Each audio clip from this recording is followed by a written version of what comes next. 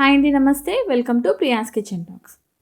ఇది వచ్చేసి నిన్నటి లంచ్ వ్లాగ్ అండి. నిన్న లంచ్లోకి ఇక నేను మామిడికాయ పచ్చడి ఇంకా మామిడికాయ పప్పు అయితే చేస్తున్నాను. మామిడికాయ పప్పు కానీ పచ్చడి కానీ రెండు కూడా సేమ్ ఇదే ప్రాసెస్లో చేయండి. టేస్ట్ అయితే అదిరిపోతుంది. ఈ సీజన్లో దొరికే మ్యాంగోస్ మీరు ఇలానే ఈ ప్రాసెస్లోనే ట్రై చేస్తూ ఉంటారు. అంత బాగుంటుంది. టేస్ట్ మాత్రం చాలా సింపుల్గా ఉంటుంది. టేస్ట్ కూడా అంతే బాగుంటుంది. ఫస్ట్ అయితే నేను ఇక్కడ పప్పును నానబెట్టి పెడుతున్నా. ఒక కప్పు వరకు కందిపప్పును తీసుకొని బాగా ఒక 2-3 సార్లు వాష్ చేసి పెట్టేశాను. వాష్ చేసి 2 కప్పుల కంటే కొంచెం ఎక్స్ట్రాగానే వాటర్ యాడ్ చేసి కుక్కర్లో పెట్టేశాను. ఈ గ్యాప్లో పప్పు నానుతుంది అని చెప్పేసి ఇంకా మామిడికాయల పైన చెక్కు తీసుకుంటూ ఇంకా టమాటోస్ అన్నీ కూడా కట్ చేసే లోపల ఒక హాఫ్ అన్ అవర్ అయితే టైం పడుతుంది కదా, అందుకని చెప్పేసి పప్పు అయితే ఇంకో హాఫ్ అన్ అవర్లో బాగా నానుతుంది. ఫస్ట్ అయితే ఇక్కడ నేను మామిడికాయల్ని మంచిగా పీల్ తీసేసి అన్నీ కూడా బాగా చిన్న ముక్కలుగా కట్ చేసుకున్నాను. ఎంత చిన్న ముక్కలుగా కట్ చేసుకుంటే మనం చిన్న రోల్లో దంచుతున్నానండి నేను, అందుకని చెప్పేసి చిన్న ముక్కలుగా కట్ చేస్తున్నా.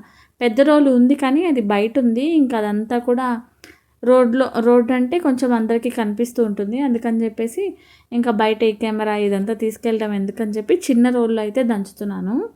ఫస్ట్ అయితే మామిడికాయ ముక్కల కోసం కట్ చేసుకున్నాను. పప్పు కోసము ఒక మామిడికాయ కంటే కొంచెం తక్కువగానే వేస్తున్నాను. తర్వాత ఆనియన్ ఒకటి తీసుకున్నాను. తర్వాత టమాటోస్ అయితే ఒక 4 తీసుకున్నాను. అన్నిటిని కూడా బాగా కట్ చేసి పెట్టుకున్న పప్పులోకి, నానుతున్న పప్పులోకి మామిడికాయ ముక్కలు, ఆనియన్స్, టమాటోస్ అన్నీ కూడా వేసేస్తున్నాను. అన్నీ వేసేసి వాటర్ కొంచెం ఎక్కువగానే పడుతుందండి.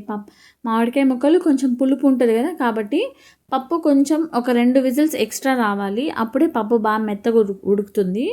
అందుకని చెప్పి ఒక కప్పుకి 2 కప్పుల కంటే కూడా కొంచెం ఎక్స్ట్రాగానే వాటర్ యాడ్ చేసుకొని మామిడికాయ ముక్కలు, తర్వాత టమాటోసు, ఆనియన్స్ వేసి పచ్చిమిరపకాయలు కూడా చూడండి నేను ఒక 15 వరకు వేసాను.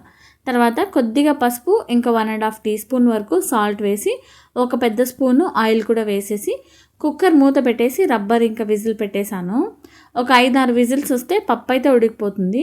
ఈ గ్యాప్లో చట్నీ కోసం నేను ఇక్కడ ఎండుమిరపకాయలని కట్ చేసుకుంటున్నాను. ఎండుమిరపకాయని తుంచి పెట్టుకుంటున్నాను. కారానికి సరిపడా ఎండుమిరపకాయలు తీసుకుంటే సరిపోతుంది.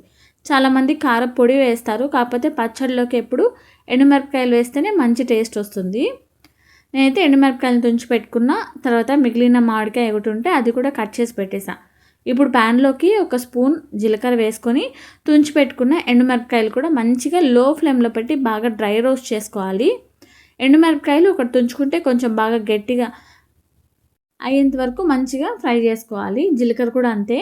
చల్లారిన తర్వాత ఇది చూడండి, ఇక్కడ నేను రోడ్లో వేసేసి బాగా దంచేస్తున్నాను. ఎండుమిరపకాయలు కానీ అన్నీ కూడా బాగా మెదిగేంత వరకు మంచిగా రోడ్లో వేసుకొని దంచుకోండి.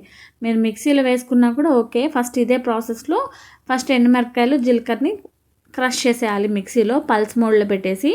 ఈ విధంగా మిక్సీ పట్టేసిన తర్వాత తెల్లగడ్డలు వేసుకొని ఉప్పు ఇంకా మామిడికాయ ముక్కలు వేసుకొని కచ్చపచ్చగా మిక్సీ పట్టుకుంటే సరిపోతుంది. నేనైతే ఇక్కడ ఒక్కొక్కటిగా వేస్తున్నాను. చిన్న రోలు కదా, కాబట్టి స్లోగా ఒక్కొక్కటిగా వేసుకొని చాలా టైం అయితే పట్టేసింది. కొంచెంగా వేసుకొని మొత్తం అంతటిని కూడా బాగా దంచుకున్నా. ఎండుమిరపకాయలు బాగా క్రష్ అయిన తర్వాత 4 తెల్లగడ్డలు వేసుకున్నా. అది కూడా నలిగిన తర్వాత ఉప్పు వేసుకున్నా, రాళ్ళుప్పు వేసుకున్నా, మంచి టేస్ట్ వస్తుందని చెప్పి. తర్వాత కొద్దిగా మామిడికాయ ముక్కలు కూడా వేసి బాగా దంచి పెట్టేశాను. తర్వాత ఇంకా మామిడికాయ ముక్కలు ఉన్నాయి కదా, వాటిని కూడా రోట్లో వేసి మంచిగా దంచేసాను. అంతే. ఇంతకుముందు తీసిన పచ్చడిలోకి ఈ మామిడికాయ పేస్ట్ అంతా కూడా వేసేసి మొత్తం ఒకసారి బాగా కలిపేశాను. స్పూన్తో కలిపేసుకోండి, చేత్తో కలిపితే బాగా మండుతుంది. తర్వాత సన్నగా కట్ చేసుకున్న ఆనియన్స్ అయితే వేసేసుకొని బాగా మిక్స్ చేసేయడమే. మామిడికాయ పచ్చడి అయితే రెడీ అయిపోయింది. తర్వాత ఈలోపు ఒక 5 విజిల్స్ వచ్చాయి. పప్పు కూడా బాగా మెత్తగా ఉడికిపోయింది. చూడండి, ప్రెషర్ పోయిన తర్వాత ఓపెన్ చేశాను. పప్పు మెత్తగా ఉడికిపోయింది. ఇంకా టమాటోస్, పచ్చిమిరపకాయలు బాగా మెదగాలని చెప్పేసి ఇక్కడ నేను పప్పు గుత్తితో బాగా స్మాష్ చేస్తున్నా. ఈ గ్యాప్లో నేను అన్నం కూడా పెట్టేశానండి. ఒక గ్లాస్ బియ్యము నార్మల్గా పెట్టేశాను. అన్నం కూడా స్టవ్ పైన పెట్టేశాను. ఇంక ఈ పప్పు బాగా మెదిగింది కదా, ఇప్పుడు ఇందులోకి తెల్లగడ్డ, కరివేపాకు, ఇంగువ, ఎండుమిరపకాయలు, ఆవాలు, జీలకర్ర, మెంతులు వేసిన తాలింపు అయితే వేసేసాను. ఇంగువ కంపల్సరీ వేసుకోండి, మంచి టేస్ట్ వస్తుంది. తాలింపు వేసిన తర్వాత కొద్దిగా కొత్తిమీరను కూడా సన్నగా కట్ చేసుకొని వేసేసి దాన్ని మళ్ళీ జస్ట్ ఒక 2 మినిట్స్ పొయ్యి మీద పెట్టేశాను. జస్ట్ తాలింపు వేసాం కదా, మరిగితే బాగుంటుందని చెప్పి పొయ్యి మీద పెట్టేసి ఇంకా దింపేసుకోవడమే. రైస్ అయిపోయింది. ఇంకా ప్లేట్లోకి సర్వ్ చేస్తున్నాను. మామిడికాయ చట్నీ అయిపోయింది, ఇంకా మామిడికాయ పప్పు కూడా అయిపోయింది. చాలా బాగా కుదురుతాయి. రెండు కూడా చాలా ఈజీ అండి. ఒక్కసారి ట్రై చేయండి. వీడియో నచ్చితే లైక్ చేయండి. మళ్ళీ నెక్స్ట్ వ్లాగ్లో కలుద్దాం. అంతే ఈ వీడియో. బాయ్.